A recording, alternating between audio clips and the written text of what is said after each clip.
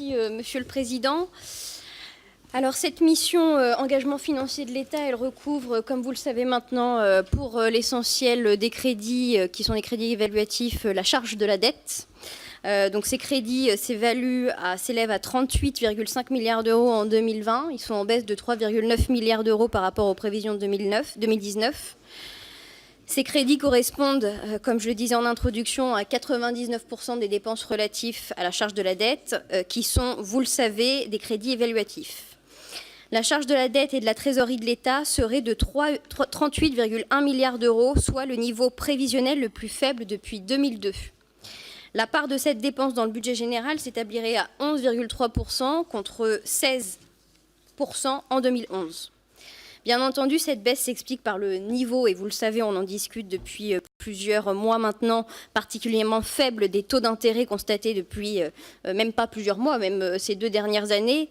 Le gouvernement fait l'hypothèse prudente pour 2020 d'une légère remontée des taux à l'émission de l'OAT à 10 ans à leur niveau de 2018, soit 0,5%, et d'une stagnation des taux BTF à 3 mois à moins 0,05%.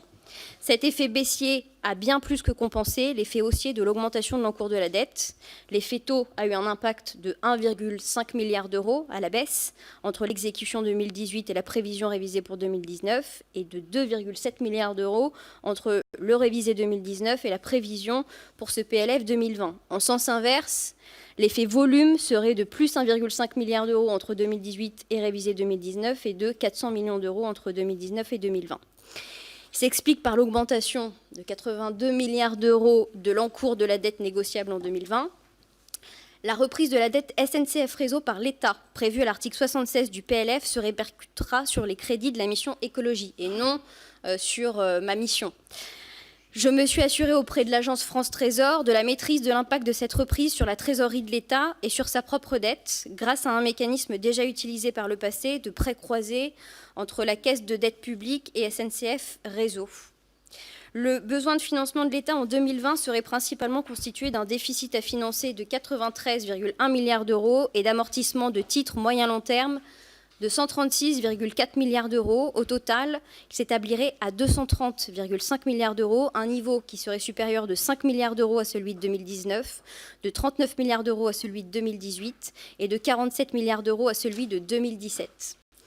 La mission est composée de 3 autres programmes dotés de crédits en 2020, le programme Appel en garantie de l'État, le programme Épargne et le programme Fonds de soutien relatif aux prêts et contrats financiers à risque, qui représenteraient à eux 356 millions d'euros en 2020, sur lesquels je vous renvoie à mon rapport, car j'aimerais me concentrer plus particulièrement sur les économies, même si j'aime pas ce mot-là, qui seraient liées à la charge de la dette.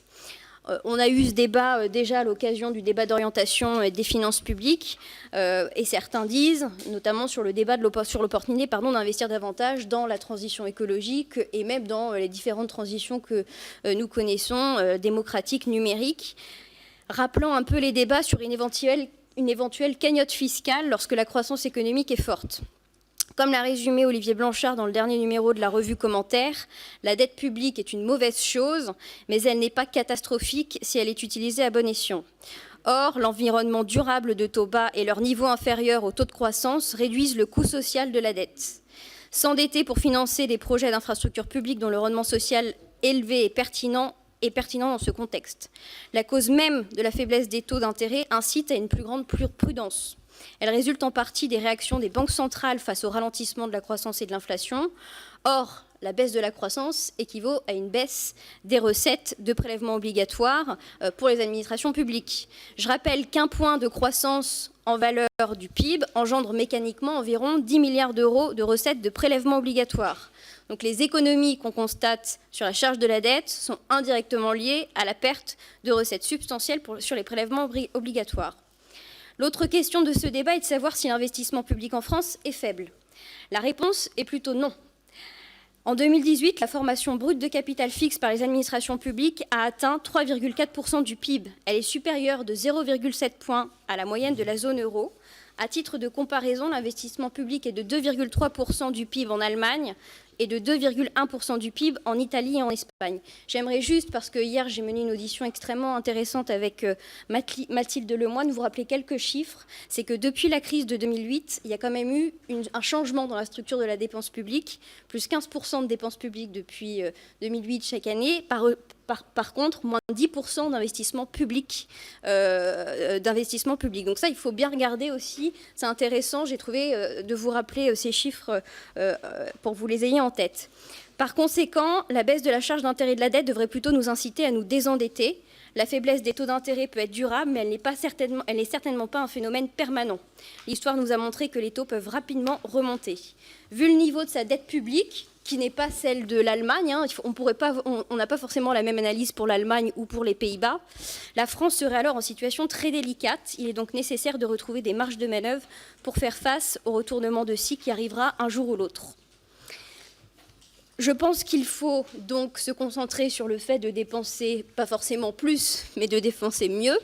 Et je pense que l'outil qu'on a aujourd'hui, qui est celui de l'OAT verte, il est extrêmement intéressant. J'ai déposé un amendement qui a été voté la nuit de lundi soir concernant la suppression du compte d'affectation spéciale transition énergétique qui a été voté pour justement augmenter le potentiel de cette OAT verte qui nous permet une évaluation d'impact environnemental, économique, qui nous permet une pleine transparence et qui nous permet aussi de sécuriser notre financement de la dette, car les investisseurs aujourd'hui qui viennent chercher finalement sur le marché ce type de dette, c'est extrêmement sécurisant.